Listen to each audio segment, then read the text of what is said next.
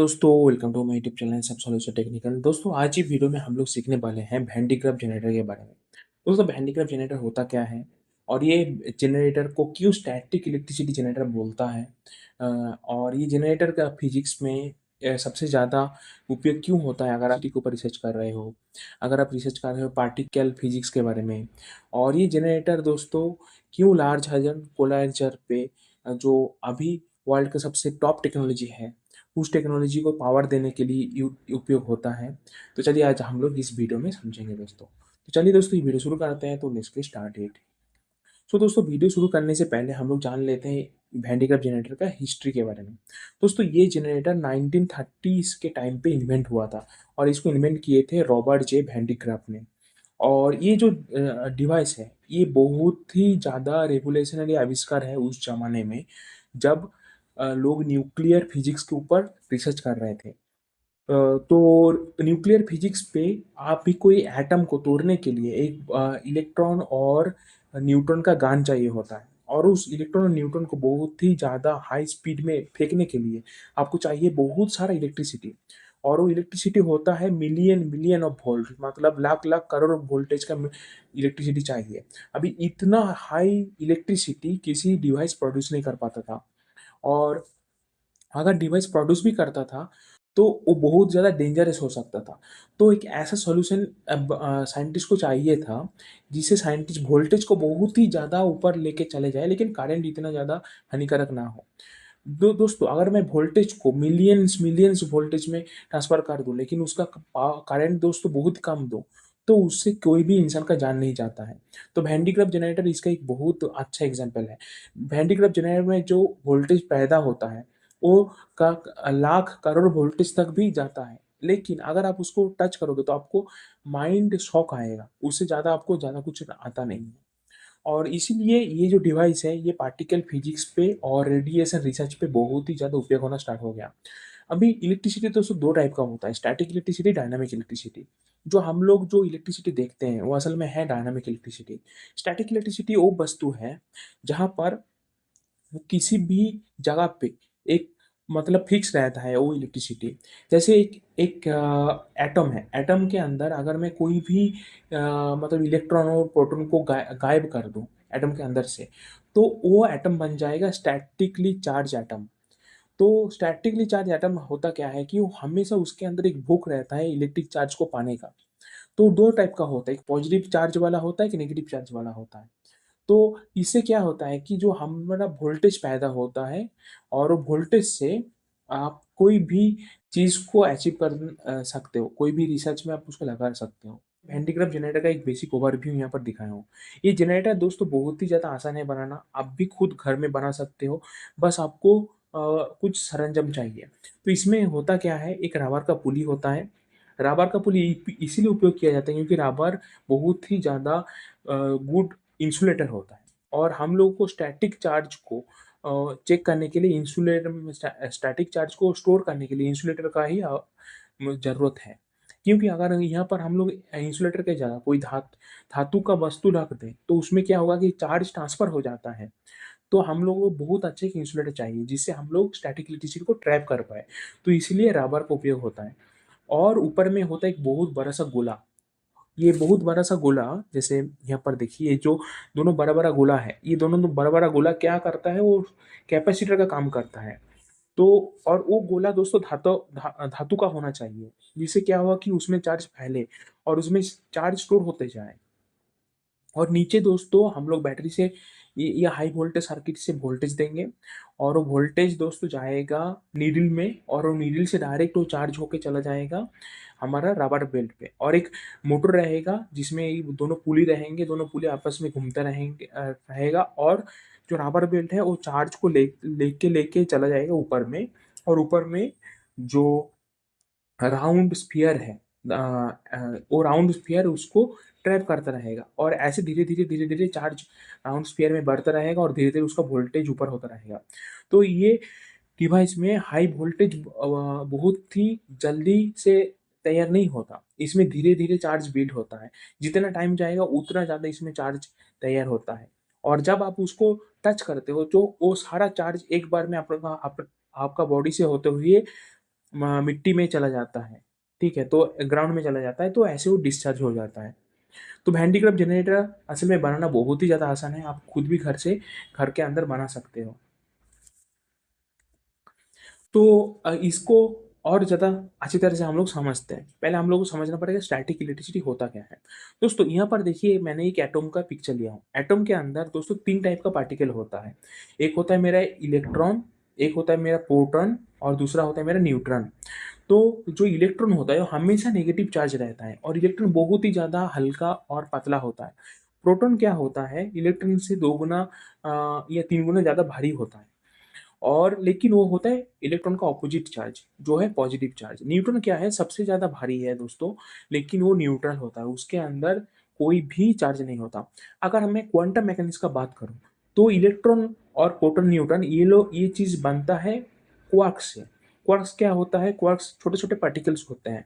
इसमें होता है आपका आप वार्ड क्वार्क, डाउनवर्ड क्वार्क। ये अपवर्ड और डाउनवर्ड उन लोग का रोटेशन है, मतलब किस डायरेक्शन में वो घूम रहा है उसको बोला जाता है अपवर्ड रोटेशन, एक होता है डाउनवर्ड रोटेशन। तो ये क्वार्क्स से बनते हैं ये इलेक्ट्रॉन और प्रोटॉन।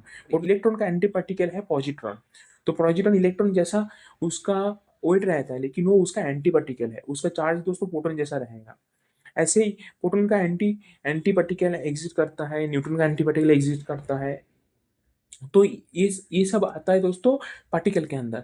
और हम लोग ये सब इसीलिए जान पाए क्योंकि हमारे पास एक वेंटिग्राफ जनरेटर था, जिससे हम लोग वोल्टेज को बहुत ज़्यादा ऊपर लेके गए और उस वोल्टेज से कोई भी ये सब पार्टिकल है उसको एक्सीलरेट किए और फिर एक दूसरे से टकराए। और फिर वो जब टकराने के चलते वो जब टूट गया, तब हम लोग इसके ऊपर रिसर्च कर। तो इलेक्ट्रिसिटी में असल में होता है ऐसे है, जैसे हाँ यहाँ पर देखिए इसका कुछ मतलब इसका कुछ फंडामेंटल होता है। जैसे फंडामेंटल क्या है कि दोनों चार्ज अगर एक दूसरे से ऑपोजिट हो तो दोनों एक दूसरे को अट्रैक्ट करेगा। जैसे मैग्नेट अट्रैक्ट करता है एक दूसरे को, मैग्नेट का नॉर्थ पोल साउथ पोल को अट्रैक्ट करता है, ऐसे पॉजिटिव चार्ज नेगेटिव चार्ज को हमेशा अट्रैक्ट करेगा। ऐसे ही सेम चार्ज हो तो वो एक दूसरे को रिपेल करेगा। जैसे नॉर्थ पोल एक दूसरे को रिपेल करता है, ऐसे यार पॉजिटिव पॉजिटिव पॉजिटिव एक दूसरे को रिपेल करेगा, नेगेटिव नेगेटिव एक दूसरे को रिपेल करेगा। तो ये सब कुछ इलेक्ट्रिसिटी स्टैटिक इलेक्ट्रिसिटी फंडामेंटल है। इसी फंडामेंटल के ऊपर ही बेस करके बना होता है दोस्तों हैंडीक्राफ्ट जनरेटर। हैंडीक्राफ्ट जनरेटर काम कैसे करता है, ये हैंडीक्राफ्ट जनरेटर काम करता है चार्ज एक्युमुलेशन प्रोसेस के ऊपर। चार्ज एक्युमुलेशन प्रोसेस क्या है, जैसे आपको एक जगह से दूसरी जगह जाना हो तो आप कैसे जाओगे, आपको चाहिए कोई एक जाने का सोर्स। तो आपको एक जगह से दूसरी जगह जाने के लिए एक प्रोसेस चाहिए होता है, उसको बोला जाता है एक्युमुलेशन प्रोसेस। तो चार्ज हमेशा टार्बो इलेक्ट्रिक इफेक्ट के ऊपर काम करता है। टार्बो इलेक्ट्रिक इफेक्ट क्या होता है कि जब मान लीजिए आपने आपका बाल के ऊपर, आपका सिर के बाल के ऊपर जब आप कोई भी गुब्बारे को घिसते हो तो उसमें क्या पैदा होता है, उसमें पैदा होता है दोस्तों चार्ज। क्यों चार्ज पैदा होता है, क्योंकि यहाँ पर दोनों अलग अलग मटेरियल हैं, दोनों अलग अलग मटेरियल एक दूसरे के साथ रब कर रहे हैं, मतलब घिस रहे हैं।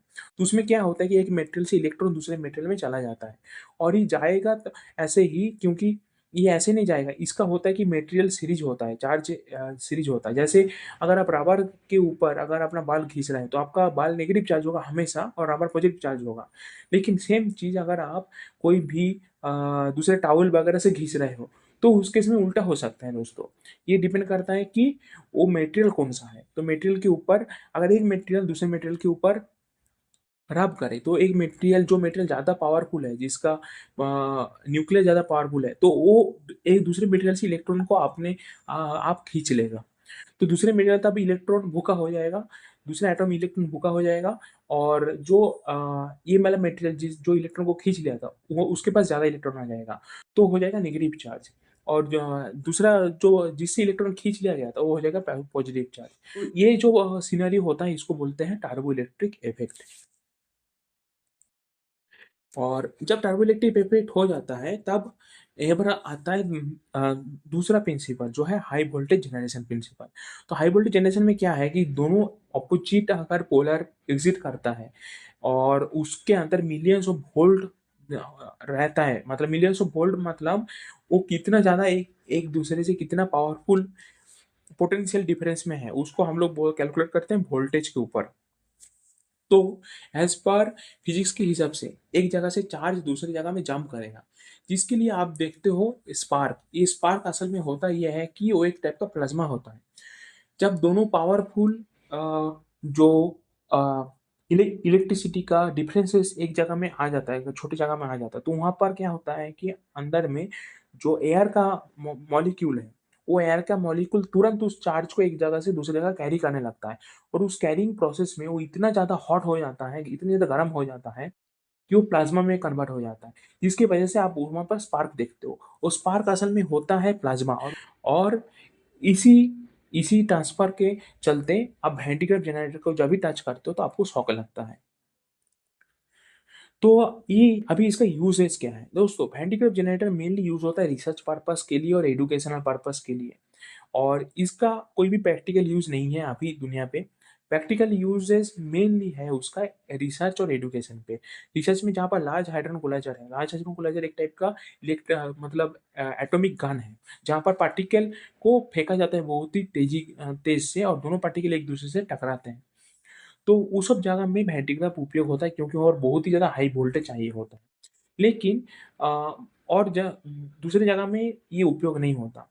और जो एजुकेशन सेक्टर है, जैसे फिजिक्स हो गया, वहाँ पर अगर आप इलेक्ट्रिसिटी चार्ज के ऊपर रिसर्च कर रहे हो, आप जानना चाहते हो कि एनर्जी कैसे एक जगह से दूसरी जगह ट्रांसफर होता है, इलेक्ट्रिसिटी क्या है, तो उस चीज़ को समझने के लिए, एजुकेशन यूज़ के लिए ये उपयोग होता है।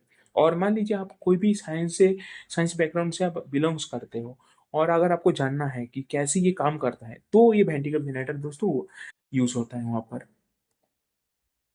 तो दोस्तों बस ये वीडियो में आपको मैं एक ओवरव्यू बता दिया कि हैंडीकैप जनरेटर क्या है, और ये स्टैटिक इलेक्ट्रिसिटी असल में होता क्या है, और ये हैंडीकैप जनरेटर कैसे दोस्तों इलेक्ट्रिक चार्ज यहाँ पर बिल्ड होता है। तो आशा रखता हूँ ये वीडियो आपको से कुछ सीखने को मिला होगा। दोस्तों नेक्स्ट वीडियो में मैं बनाने का कोशिश करूँगा हैंडीकैप जनरेटर, ठीक है? और मैं जल्दी इस चैनल में बनाऊँगा। और दोस्तों अगर आपको फिजिक्स का और भी एक्सपेरिमेंट देखना है कि लेज़र कैसे बनता है, वाटर ब्रिज एक्सपेरिमेंट क्या है, और टेस्ला कॉइल को बनाया कैसे जाता है, तो आप मेरा चैनल का प्लेलिस्ट और भी उसका वीडियो चेकआउट कर सकते हो। मैंने बहुत सारे एक्सपेरिमेंट किया है इसके ऊपर। तो चलिए दोस्तों मिलते हैं दोस्तों नेक्स्ट वीडियो में। तो दोस्तों थैंक्स फॉर वॉचिंग।